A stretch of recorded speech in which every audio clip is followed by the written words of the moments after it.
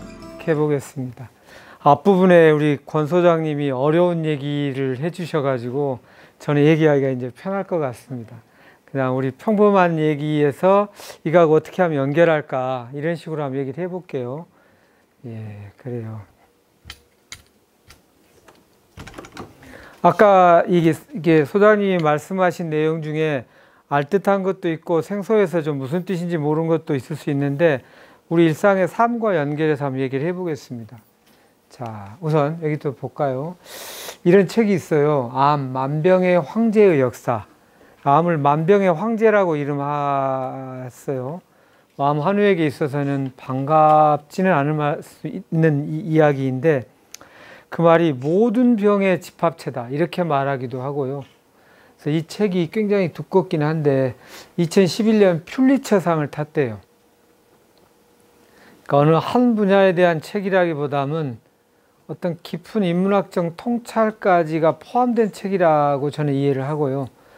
저도 이제 봤는데 어려운 부분도 있지만 그 참 다양한 분야를 쓴 부분입니다. 혹시 책 읽기 좋아하신 분은 참고해서 보십시오. 어쨌든 암을 만병의 황제라 한다. 그래서 암을 이해하면 앞으로 평생 살면서 모든 병을 이해한다. 이렇게 말해도 과언이 아니라는 뜻입니다. 자, 그런 목표를 갖고 한번 들어가 보도록 하겠습니다. 암을 이해하기 위해서 생명의 발달을 이해할 필요가 있다. 이렇게 되어 있어요. 생명의 발달이라. 생명의 탄생부터 생각해 보는데요. 아까 생명의 발달이라고 했는데 생명의 기본 요소를 우리가 알고 있는 생물학적으로는 세포라고 하죠. 세포가 발달하는 것과 같다인데 영어로는 cell development라고 합니다. 발달, 그러면 development라는 단어를 써요. 근데 이 말을 생물학에서는 조금 더 들어가서 세포 분화라고 합니다. 아까 강의 중에도 분화라는 표현이 나온 적도 있었는데 분화를 영어로는 differentiation이라고 합니다. 약간 익숙한 단어이긴 해요. different, 이건 우리가 대부분 알잖아요. 다르다. 이게 달라진다라는 뜻이에요. differentiation이. 네. 세포가 발달한다는 것은 세포가 달라진다는 것이다. 예요. 어떻게 달라지냐면 자신만의 남과 비교할 필요 없이 자신만의 독특함을 개발시키는 것을 달라진다 또는 발달한다고 해요. 처음에는 세포가 한 개였으니까 뭐 누구하고 비교할 것도 없고요. 2개, 4개였을 때는 2개, 4개니까 4분의 1로서 얘 옆에 있는 애들하고 비교할 수는 있겠죠. 그런데 초창기에 2개, 4개, 8개 때는 옆에 세포하고 그렇게 차이가 별로 없어요. 별로 다를 게 없다는 뜻이에요. 그러니까 아직 세포가 발달이 덜 된 상태예요. 다시 말하면 세포가 나는 나만의 고유함이 있어 이렇게 분화가 덜 된 상태라고 할 수 있어요. 우리는 하나의 알에서부터 출발했죠. 하나의 세포가 60조로 발달한 또는 분화한, 이게 같은 뜻이다. 자, 여기서 이 개념을 한번 생각해 보시고 다음 얘기를 한번 들어보십시오. 세포의 분화 과정을 이렇게 표현해요. 난자와 정자가 합쳐져서 하나의 수정란, 자이고트라고 하죠. 수정란 한 개에서 이렇게 2개, 4개, 8개, 16개, 32개 이렇게 나뉘잖아요. 그리고 또 더 나뉘고 더 나뉘어서 나중에 60조가 되는데요. 이 과정을 크게 대별해서 나누면 한 개였을 때의 특징을 전능성이라고 그래요. 모든 것이 다 가능하다는 뜻이에요. 여기에 눈, 간, 폐, 유방, 난소 여성이라면 그런 모든 것이 여기서 다 될 수 있다는 얘기죠. 그러겠죠. 한 개가 또 나뉘어갖고 되니까. 그 다음에 이렇게 좀 몇 개로 나뉘었을 때는 전능까지는 아니지만 꽤 웬만한 건 다 될 수 있다는 거예요. 그게 만능성이라고 해요. 여기까지 이해되시죠? 그 다음에 이제 3배엽으로 나뉜다고 그러죠. 외배엽, 중배엽, 내배엽. 그게 마치 이과, 문과, 예체능계 나뉘듯이 이렇게 좀 나뉘는 거예요. 이과에서도 의대도 있고, 물리학과도 있고, 이렇게 나뉘듯이. 이거는 한 가지는 아니지만 몇 가지 가능성이 있잖아요. 아까 의대도 있고 공대도 있고 하듯이 다능성이라고 그래요. 그러다가 나중에는 또 아까 여기서 그러면은 의대로 갔다고 해요. 의대까지 가면 이제 또 조금 더 전문화된 거잖아요. 더 분화된 거죠. 고유성이 강해진 거죠. 그 중에서도 뭐 내과를 맡을지 외과를 맡을지 또 구분이 있죠. 그래서 그 정도의 분화, 더 펼쳐질 가능성은 있지만 이제 그 몇 가지 소수의 능력은 있지만 더 분화된 거. 나중에는 단일 능성으로 가요. 이 세상에 누구하고도 비교할 없이 오로지 나만이 가진 독특함으로 간다는 거죠. 이렇게 간 게 우리가 성인이 다 되면 대부분이 이렇게 돼 있어요. 여긴 다 20세 이상이신 분이니까 이랬던 세포가 무슨 이유에선가 간에 이렇게 가가지고 요때로 막 갔다는 얘기예요. 요때로. 뒤로 빠꾸했다는 뜻이에요. 그걸 아까 역분화라고 해요. 분화의 방향은 요쪽이고 발달의 방향이나 분화의 방향 같은 말이라고 그랬잖아요. 우리가 알잖아요. 어렸을 때 있다가 이렇게 점점 독특한 자기 특성을 드러내듯이 꽃을 피우듯이 꽃이 노란색도 있고 파란색도 있고 잎사귀가 3개인 것도 5개인 것도 있고 하듯이 다 다르게 펼쳐졌는데 이거 이렇게 갔다. 이걸 암세포의 근본 방향성 원인이라고 보는 거예요. 여기까지 세포 분화. 이게 역분화했다. 거꾸로 거슬러서 마치 노인이 애가 됐다 이런 얘기입니다. 그래서 처음에 이거를 주장한 분은 좀 약간 이상한 사람이라고 취급을 받았다고 그래요. 어떻게 태아가 노인이 되는 것은 우리가 익히 봐서 알지만 노인이 애로 되는 것 이걸 비가역적이라고 그러죠. 다시 거슬릴 수 없는 돌이킬 수 없는 것이라고 알았는데 이게 무슨 말이냐 했는데 이게 가능하다는 게 아까 소장님이 해주셨던 그 야마나카 박사라는 분이 유도 만능 줄기세포라는 걸 통해서 세포 하나를 갖고 잘 이렇게 물질이나 이렇게 했더니 이게 뒤로 돌아가서 다시 뭐든지 되는 세포가 됐다는 거예요. 그래서 이게 가능할 수 있겠네? 라고 보는 거죠. 또 복제양 돌리라고 하는 양의 유방세포 한 조각을, 다 큰 양의 유방세포 한 조각을 가지고 이렇게 뒤로 이렇게 해가 이 유도 만능을 해갖고 뒤쪽으로 했더니 걔가 뭐든지 돼가지고 내가 복제양 돌리라고 그랬어요. 다 커가지고 내가 유방세포 하나를 갖고 막 했더니 갑자기 나 어렸을 때 나와버린 거예요. 통으로. 걔가 뭐든지 다 돼버려가지고. 그런 것이 되면서 아, 이게 말이 되네. 라고 하면서 이제 암을 이 관점으로 보기 시작한다는 거죠. 자, 암세포는 성체세포가 배아세포로 역분화된 미숙한 세포다. 아주 어렸을 때 우리가 미숙하다고 하잖아요. 미숙한 세포다. 그래서 암치료 가능성은 암세포의 분화도에 달려있다. 이렇게 돼 있어요. 네. 그러니까 얼마나 더 많이 이렇게 역분화됐느냐에 따라서 현대의학적으로는 조금 더 어렵다라고 표현합니다. 분화도, differentiation grade. 그래서 여러분들 가끔 그 본인과 관련한 진단서에 보면 그레이드 1, 2, 3 이렇게 되어 있어요. 근데 거기서 3가 제일 뒤로 간 걸 의미해요. 1은 뒤로 살짝, 2는 이 정도, 그 다음에 3는 이 뒤쪽으로 이렇게 되어 있습니다. 그렇게 그레이드 1, 2, 3로도 되어 있기도 하고, 요 제일 끝에 건강한 성체세포, 성인이 된 세포를 well differentiated, 잘 분화된 이라고 되어 있고요. 이게 우리가 보통 내가 성인이라면 정상 세포인데, 이게 이렇게 좀 뒤로 좀 가는 걸 처음 단계를 moderately differentiated, moderated라는 적절하게, 적당하게 분화된, 확실하게는 안 됐더라도 이 정도, 약간 뒤로 빠꾸했다는 얘기죠. 그 다음에 이쪽으로 가면 poorly, poor가 가난하게, 빈약하게, 분화가 아직 조금밖에 안 되었다. poorly, 토견서에 그렇게 써진 경우가 있어요. poorly differentiated. 아예 그냥 요때 하나, 두 개, 네 개일 때까지로 돌아갔다. 조직이 생긴 모양이. 그거는 non-differentiated. 아예 거의 미분화됐네. 이렇게 말을 해요. 이렇게 이제 아까 암세포의 분화대에 달려있다라는 얘기이고요. 근데 요 말이 생물학적으로는 그러한데 이걸 그러면 이쪽으로 돌아가 버렸는데 이쪽이 어렸을 때라고. 노인이 애가 돼 버렸다는 얘기인데 내가 다시 올라 갈 수 있을까? 또 뒤로 간다는 게 말이 되느냐? 여기 힌트가 되는 게 우리의 심리입니다. 심리. 심리도 심리적 탄생이라고 해요. 우리가 탄생했고 우리가 산다는 것은 우리의 마음이 있으니까 우리가 알아채니까 아는 거죠. 그거를 탄생해서 심리를 발달한다고 그러는데 이때 쓰는 용어도 정확하게 100% 똑같이 써요. Psychological Development라고 하고요. 심리 발달을 똑같은 말로 심리 분화라고 합니다. Psychological Differentiation이라고 합니다.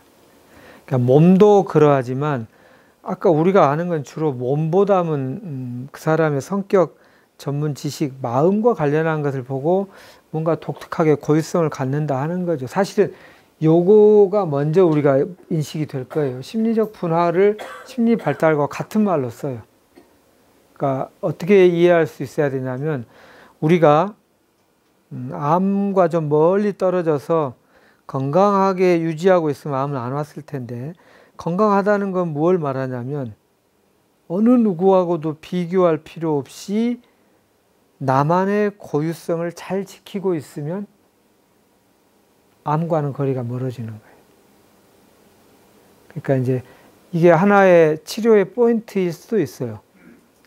그러니까 남하고 비교하면서 열등감을 느끼거나 위축되거나 두려워하거나 분노가 이끌었거나 막 이런 게 많았다면 우리의 본질이 다 다른데 지금 엉뚱한 쪽에다가 에너지를 쏟으면서 자신의 고유성을 포기하면 이쪽 방향으로 가는 게 잘 안 된다는 뜻이에요. 분화가.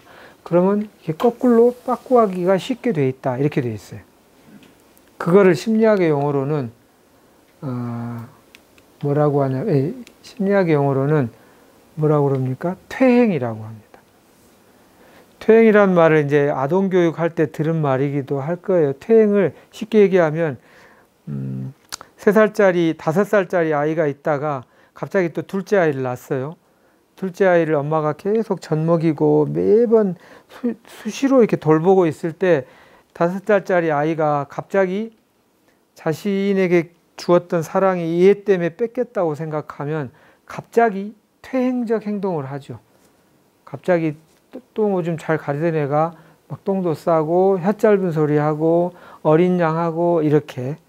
그것이 지금 몸은 이렇게 큰 원래 그때가 아닌데 이렇게 역분화하듯이 뒤로 갔다는 거예요.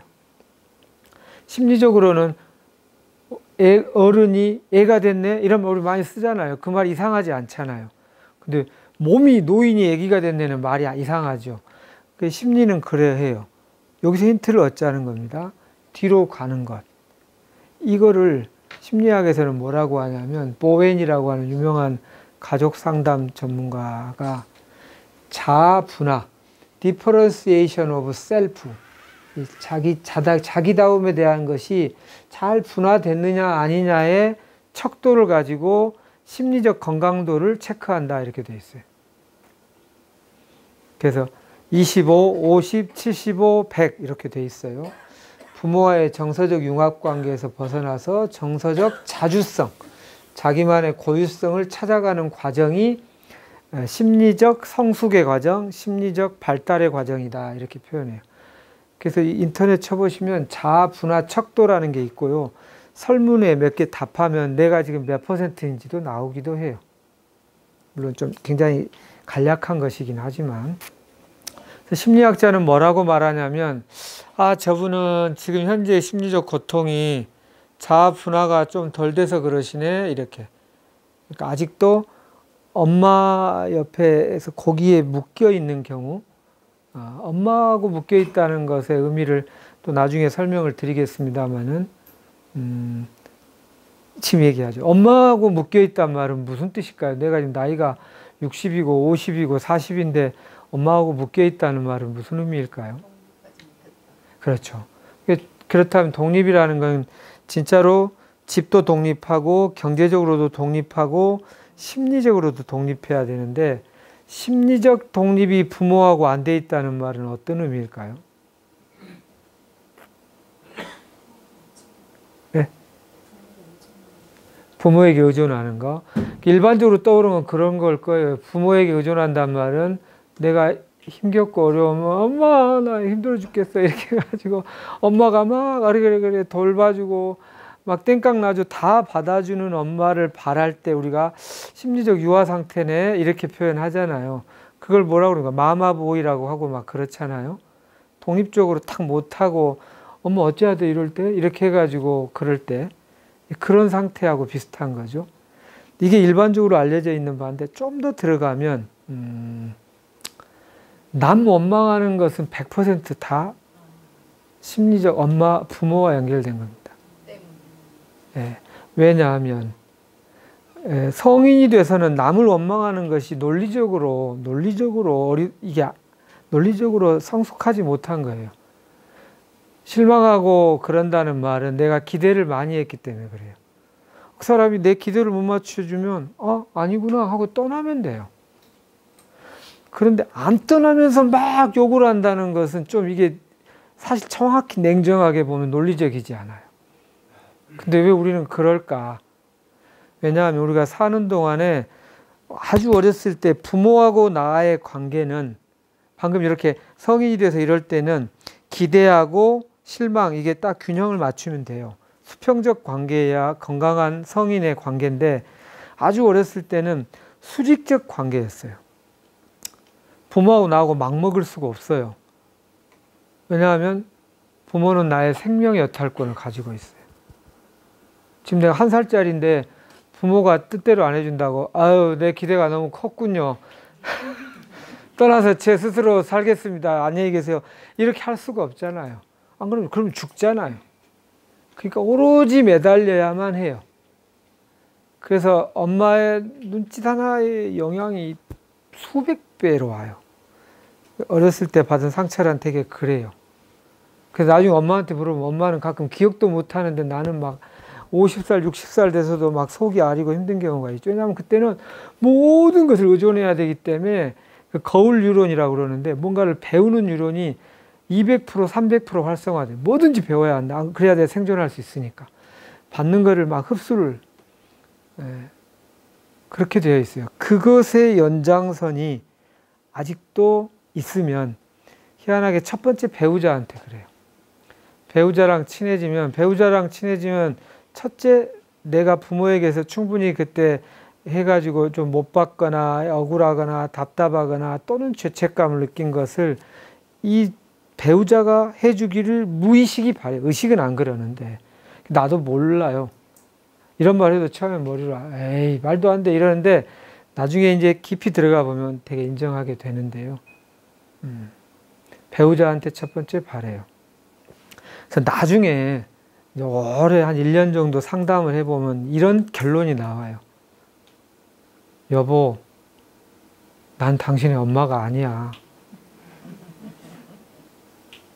여보, 나는 당신의 아빠가 아니야. 그래서 엄마, 아빠 중에 특히 엄마가 훨씬 그렇죠. 첫 번째, 왜 배우자한테 그걸 많이 바랄까요?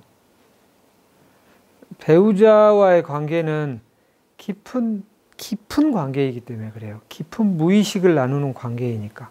다시 말하면 성을 나누는 관계이니까 그래요. 성은 우리 여기 중에서 제일 깊은 어떤 거예요. 무의식적 어떤 거예요. 그러니까 남 앞에서는 보이지 못하는 것도 보이는 관계예요.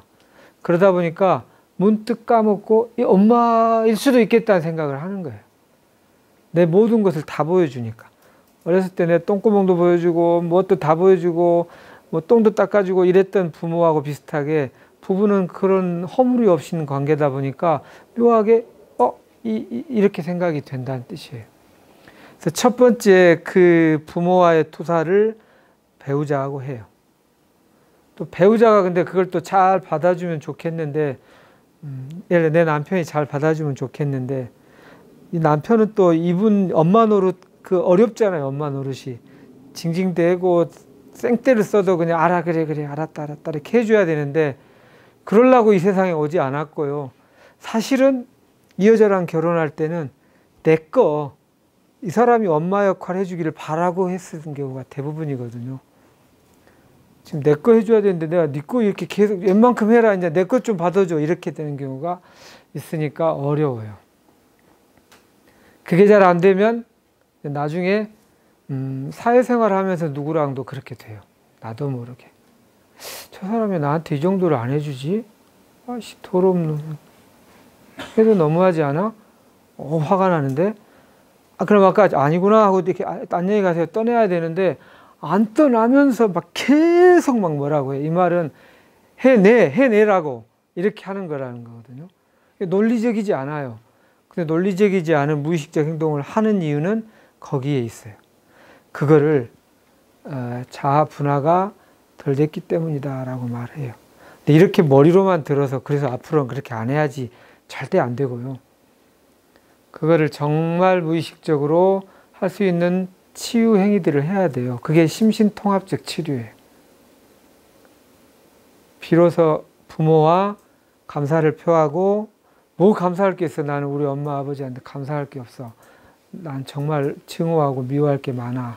할 수도 있지만 그만큼 해서 요만큼까지 뭐 이렇게 하고 그로부터 이제 매이지 않고 나로서 홀로 독립할 수 있어야만 이 자아 분화가 높아진다고 말을 합니다. 자, 이 얘기를 제가 길게 한 이유는 이것과 왜 암이 뒤로 갔을까와 매우 연결이 깊다는 여러 가지 임상적 체험 때문에 그렇습니다. 자, 자아 분화 아까 non-differentiated, poorly moderatedly well 이렇게 돼 있죠. 이렇게 뒤로 가는 걸 퇴행이라 한다. 그거를 아까 redifferentiation, 다시 재분화하자, 다시 이리 가자라는 게 생물학적으로도 심리학적으로도 해보는 거고요. 제일 좋기로는 두 가지를 다 하는 겁니다. 그러니까 눈에 안 보이지만 이 방송국에 보내서 주파수 때문에 여기서 노래하고 축구하고 하잖아요. 이 TV가 없으면 파동만 있으면 TV가 없으면 또 볼 수가 없고 또 이 TV만 있는데 이 파동이 없어도 볼 수가 없잖아요. 그죠? 두 개가 다 필요하겠죠.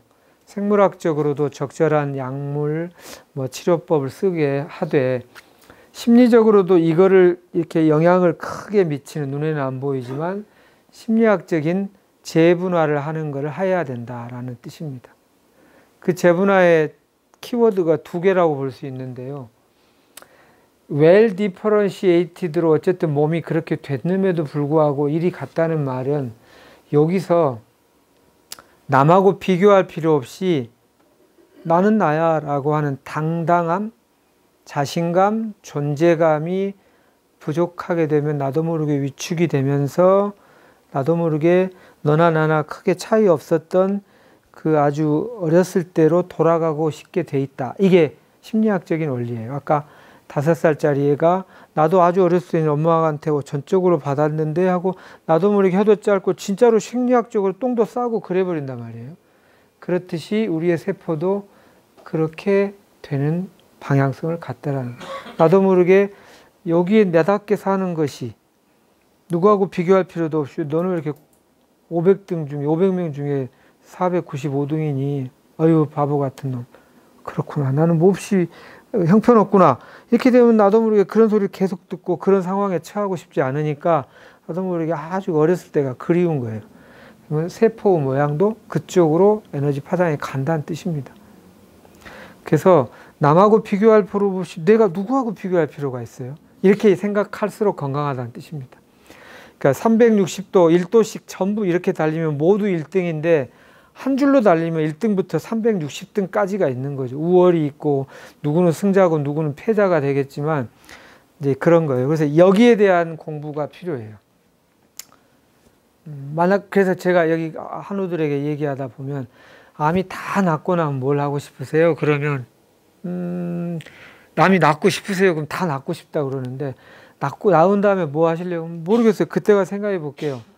이런 분들 되게 잘 안 나와요.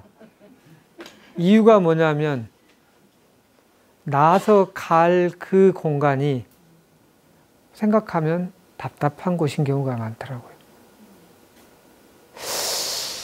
이 나이에 가보면 이제 옛날이야 그랬지만 이제 뭐 아파트 경비나 해야 하나? 아파트 경비가 무조건 나쁘다는 뜻은 아니지만 예전에 자기가 했던, 그러니까 거기를 갈 생각하면 제가 지금 이렇게 몸으로도, 몸이 무의식이잖아요.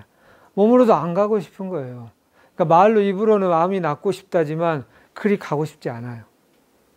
그러면 무슨 최고 좋은 항암제를 쓰고 최고 좋은 복합 천연물 뭐 해암탕을 써도 잘 안 나와요. 무의식의 힘이 의식의 힘보다 훨씬 세요. 그게 서양 심리학의 한 100년의 역사 속에 한 문장만 골라내라 그러면 무의식이 의식보다 90배 힘이 세다고 말해준 거거든요. 한 배, 두 배도 아니고. 그러니까 무의식적으로 갈 세상이 막 생각만 하면 막 온몸이 막 소름이 돋고 약 신날 것 같고 막 이래야 여기 머물렀던 애들이 그리 가죠. 근데 안 그러면 안 가요. 그래서 나다움을 찾는다는 공부가 필요합니다. 또 하나는 어렸을 때 부모님이 내가 생각하는 용량의 크기만큼 피해를 입었는지 아닌지는 두 번째예요. 어쨌든 애의 눈높이에서는 그게 엄청난 상처였을 수 있어요. 그 상처, 돌봄을 받고 싶었으나 받지 못했던 상처가 우리 내면에 나이가 60, 70이어도 자리 잡고 있어요. 그거를 inner child, inner adult라고 그래요. adult는 성인이죠. 내면에 아이가 있다 이렇게 표현해요. 10살 때 너무 억울했던 이 모양으로 두려워하던 나, 5살 때 너무 무서웠던 나, 이게 다 있다고 돼 있어요. 심리치료하면 내면의 치유라는 걸 하면 70세 분들도 아직 내가 5살 때 우리 엄마가 그때 이랬단 말이야 하고 막 가슴을 쥐어뜯고 우는 경우가 많아요. 그게 있으면 죽기 전에 이걸 다시 재구성해서 그 응어리를 풀고 싶어 해요. 이때로 돌아가서. 그런 게 계속 여기에 걸려 있으면 성장을 멈추고 이 뒤로 돌아가서 다시 만나려고 빠꾸하는 이쪽에서 잡아 당기는 힘이고요. 여기서 나다움이 안 되면 여기서 미는 힘이 돼요. 그러니까 돌봄이라고 하는 것과 나다움이라고 하는 이 두 가지가 심리치료에서 매우 중요하다. 그렇게 하고 이제 이렇게 뭐 약이 됐든 복합 천연물이 됐든 이걸 쓰면 안과 밖이 조응하면서 효과가 아주 커진다라고 저는 이제 보는 거고요. 실제로 뭐 저희 해암뿐만 아니라 예전에 임상례도 여러 번 있었지만 해암에서만 봐도 그래서 좀 그 남 원망을 별로 안 하고 그냥 감사하고 그리고 나다움에 대해서 당당하고 이런 사람이 확실히 예후가 좋습니다. 아직도 부모 원망하고 남편 원망하고 옆 사람 원망하고 뭐 이재영 원장 원망하고 뭐 누구 원장님 원망하고 어떤 간호사 원망하고 같은 방 쓰는 누구 언니 싫고 막 이런 분들이 잠시 좋아지긴 하지만 주로 끝에까지 마지막으로 웃는 경우가 좀 드문 이유는 제가 일반적인 비난을 하자는 뜻이 아니라 원리가 그러하다는 얘기입니다. 물론 저도 이렇게 쉽게 얘기하지만 저도 그게 쉽지 않아요. 아마 아까 소장님이 오늘까지는 제가 암 진단을 못 받았지만 내일 받을 수도 있죠. 뭐. 그러나 정도 차이일 뿐 다 그런 게 있죠. 어떤 임계점을 제가 안 넘었을 뿐 그게 뭐 한 보 뒤일지 100보 뒤일지는 모르겠어요. 인간은 다 그래요. 근데 이미 이쪽으로 이제 좀 임계점을 넘은 상태라는 걸 인정한다면 이쪽 쪽으로 강력하게 노력해야 됩니다. 이쪽으로 한번 기울어졌어요.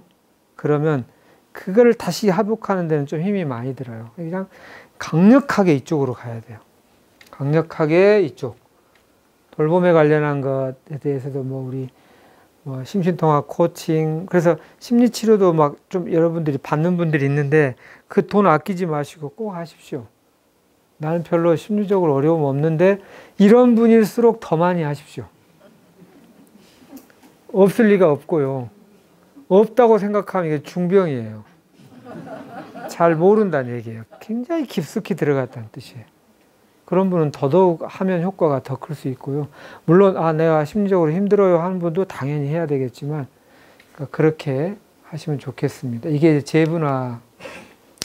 그래서 칼 융이라고 하는 위대한 심리학자가 있죠. 이분은 인간이 살아가는 과정은 결국 개성화 과정을 가는 여정이다 이렇게 표현했어요. 인디비듀에이션, 각자 우리가 개인주의라는 표현을 할 때도 인디비듀얼이라고 하는데 좋은 의미입니다. 남에게 의존할 필요도 남에게 비교할 필요도 없는 오로지 나만의 고유성을 가는 것. 더 이상 분리할 수 없는 하나의 선별된 별개로서 그러나 또 전체하고 이렇게 서로 조화를 이룰 수 있는 존재를 형성시켜가는 과정. 이 인간이 살아가는 것의 목표다. 이 세상에는 개성적 삶밖에 없으며 그렇게 사는 게 가장 의미 있다. 근데 이건 심리적인 얘기인 것 같지만 우리 눈에 보이는 생물학적으로 보여주는 현상이에요. 여기 있는 분들 중에 서로 유전자가 똑같은 사람은 단 한 명도 없거든요. 그 말은 이 세상에는 개성적 삶밖에 없다는 말하고 똑같은 말이잖아요. 그러니까 남하고 비교해서 열등감 느낄 필요가 없다는 말인데 이것도 제가 말은 쉽게 하지만 저도 열등감을 느끼고 이러니까 반성하면서 얘기를 합니다. 근데 원리는 그러합니다. 원리는.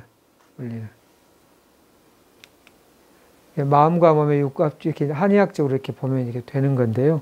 이게 이제 첫 번째 마음에 대한 게 필요하고 몸에 대하여 필요한 이유는 아까 말한 이 전체를 아우르는 게 필요한데 이게 전체를 아우른다는 것이 싱글 컴파운드로 만들어져 있는 그렇게 되어야만 전문 의약품이 되는 이 패러다임에서는 전체를 아우르기가 참 어려워요. 지금 현재 현대 약품이라는 게. 그래서 이제 천연물은 한 개의 천연물 안에 수백 가지, 수천 가지가 막 섞여 있죠. 도대체 얘가 뭔 역할을 하는지 도대체 A부터 1부터 1000가지 중에 뭐 선명하게 다 밝혀지지는 않았지만 그게 통으로 하는 역할이 좀 전체성을 가져요. 그것도 한 개의 천연물이 아니라 막 열 몇 개씩 넣으면 훨씬. 근데 그것도 무턱대고 넣는 게 아니라 더블 체킹을 하는 게 좋아요. 그 각각의 유효 성분이라고 알려져 있는 게 아까 전문 의약품에서 나오는 어떤 것이 있으면서 전체성을 갖는 것, 이렇게 하는 것이 좋다. 그래서 전체성을 갖는 데 필요한 두 가지. 첫 번째는 100% 전체성인 건 정신이고요. 두 번째 전체성은 복합 천연물이다. 그래서 제가 한의사니까 한의학 편을 들겠지만 최대한 객관적으로 생각해도 맞는 것 같다고요. 그러니까 그래서 세계적 암학회에 제가 몇 번 가본 적이 있는데 거기서 현대의학의 치료가 잔디 깎기에 불과하다. 잔디는 깔끔하게 깎였지만 뿌리까지는 아직 해결을 못하고 있는 게 사실이다. 그래서 그 다음에 희망을 두 가지로 얘기했어요. 첫 번째가 심신의학이고 두 번째가 천연물 쪽에 관심을 가져야 할 것 같다. 이렇게. 그 관점에 저는 100% 동의하고요. 계속 좀 더 잘 원리에 튜닝하고 이걸 이제 찾아가는 과정입니다. 이게 이제 필요하다는 거고, 후성유전학 시간에 이 뒷얘기는 지금 오늘을 하기보다는 뭐 이 부분은 좀 후성유전학 시간에 해보도록 하겠습니다. 자, 여기